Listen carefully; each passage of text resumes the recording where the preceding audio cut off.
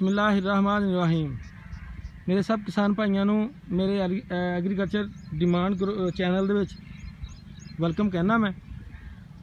ਅੱਜ ਅਸੀਂ ਆਏ ਹਾਂ ਜੀ, ਸਾਡਾ ਇੱਕ ਫਾਰਮਰ ਆ ਰਾਣਾ ਅਮਜਦ ਸਾਹਿਬ, ਉਹਨਾਂ ਦੀ ਕਾਟਨ ਦੇਖਣ ਉਹਨਾਂ ਨੇ ਸੱਦਿਆ। ਉਹਨੇ ਕਿਹਾ ਯਾਰ ਮੇਰੀ ਕਾਟਨ ਦੇਖ ਕੇ ਜਾਓ, ਇਹਨੂੰ ਜੋ ਸਪਰੇਅ ਕਰਨੀ ਆ, ਕੋਈ ਹਿਫਾਜ਼ਤੀ ਸਪਰੇਅ ਕਰਨੀ ਆ, ਕੋਈ ਖਾਦ ਦਾ ਸ਼ਡਿਊਲ, ਕੋਈ ਪਾਣੀ ਦਾ ਸ਼ਡਿਊਲ ਸਾਨੂੰ ਦੱਸ ਕੇ ਜਾਓ। ਅੱਜ ਸਾਡੇ ਨਾਲ ਨੇ ਜੀ ਚੋਈ ਸ਼ਬਾਜ਼ ਸਾਹਿਬ ਜੀ, जाफर एग्रो सर्विसेज ਦੇ ਸੇਲ ਅਫਸਰ ਨੇ ਜੀ। ਇਹਨਾਂ ਦੀ ਰਾਏ ਲਾਂਗੇ, ਐਗਰੀ ਐਕਸਪਰਟ ਨੇ ਜੀ। ਸਰ ਜੀ ਪਹਿਲੇ ਨੰਬਰ ਤੇ ਇਹਨੂੰ ਨਿਊਟਰਾਫੋਲ ਯੂਰੀਆ ਖਾਦ ਪਲੱਸ ਜ਼ਿੰਕ ਇੱਕ ਥੈਲੀ ਫੀ ਏਕੜ ਦੇ ਹਿਸਾਬ ਨਾਲ ਫਲੱਡ ਕੀਤੀ ਜਾਵੇ। ਠੀਕ ਹੈ ਜੀ। ਦੂਸਰੇ ਨੰਬਰ ਤੇ ਇਹਦੇ ਵਿੱਚ ਡਸਕੀ ਬੱਗ ਆ ਗਈ ਹੈ, ਉਹਦੇ ਕੰਟਰੋਲ ਵਾਸਤੇ ਤੁਸੀਂ ਡੈਲਟਾ ਮੈਥਰੀਨ ਔਰ ਥ੍ਰਿਪਸ ਦੇ ਕੰਟਰੋਲ ਵਾਸਤੇ ਕਲੋਰਫੀਨਾਪਾਇਰ ਦਾ ਸਪਰੇਅ ਕਰਨਾ ਹੈ। और स्प्रे जड़ा वा शाम के टाइम करना वा ठंडे होए। ठीक है। ਇਹਦੀ ਡੋਜ਼ ਕਿੰਨੀ ਹੋਊਗੀ?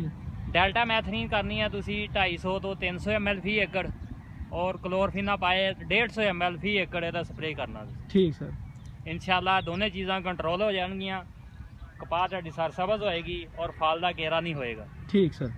ਤੇ ਸਰ ਇਹਨੂੰ ਐਪਲੀਕੇਸ਼ਨ ਦੀ ਸਲਫਰ ਦੀ ਐਪਲੀਕੇਸ਼ਨ ਚ ਆਪਣੇ ਚੀਤਾ ਸਲਫਰ ਦੀ ਐਪਲੀਕੇਸ਼ਨ ਕਿਦੋਂ ਕਰਨੀ ਚਾਹੀਦੀ ਆ ਤੇ ਕਿੰਨੀ ਮਿਕਦਾਰ ਹੋਣੀ ਚਾਹੀਦੀ ਆ? ਉਹਦਾ ਅਗਰ ਚੀਤਾ ਸਲਫਰ ਤੁਸੀਂ ਇਸਤੇਮਾਲ ਕਰਨਾ ਤਾਂ ਉਹਦਾ ਬਿਹਤਰੀਨ ਟਾਈਮ ਆ, ਹੁਣ ਬਿਹਤਰੀਨ ਟਾਈਮ ਆ ਉਹਦਾ। ਤੁਸੀਂ ਫਿਰ ਉਹ ਨਿਊਟਰਾਫੁੱਲ ਯੂਰੀਆ ਖਾਦ ਪਲੱਸ ਚੀਤਾ ਸਲਫਰ ਲੈ ਕੇ ਉਹਨੂੰ ਬਾਹਰ ਮਿਕਸ ਕਰ ਲਓ ਔਰ ਖੇੜੀਆਂ ਦੇ ਵਿੱਚ ਉਹਦਾ ਘੇਰਾ ਕਰ ਦਿਓ।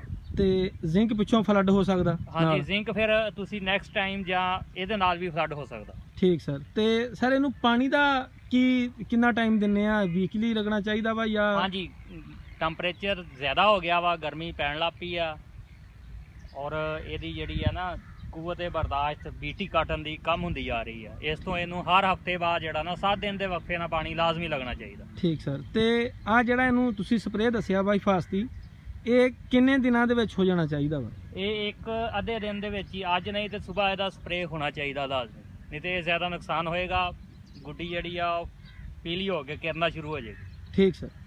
ਲੋ ਮੇਰੇ ਕਿਸਾਨ ਵੀਰੋ, ਤੁਹਾਨੂੰ ਬਹੁਤ ਅੱਛੀ ਰਾਏ ਔਰ ਟਿਪਸ ਦਿੱਤੀਆਂ ਵਾ ਮੀਆਂ ਸ਼ਬਾਜ਼ ਸਾਹਿਬ ਨੇ। ਇਹਨਾਂ ਦਾ ਬਹੁਤ ਬਹੁਤ ਸ਼ੁਕਰੀਆ। ਮੇਰੇ ਚੈਨਲ ਨੂੰ ਸਬਸਕ੍ਰਾਈਬ ਕਰੋ, ਸ਼ੇਅਰ ਕਰੋ, ਲਾਈਕ ਕਰੋ, ਕਮੈਂਟ ਕਰੋ। ਅਗਲੀ ਵੀਡੀਓ ਦੇਖਣ ਵਾਸਤੇ, ਨੈਕਸਟ ਵੀਡੀਓ ਦੇਖਣ ਵਾਸਤੇ ਬੈਲ ਆਈਕਨ ਦਾ ਬਟਨ ਦਬਾਓ। अस्सलाम वालेकुम।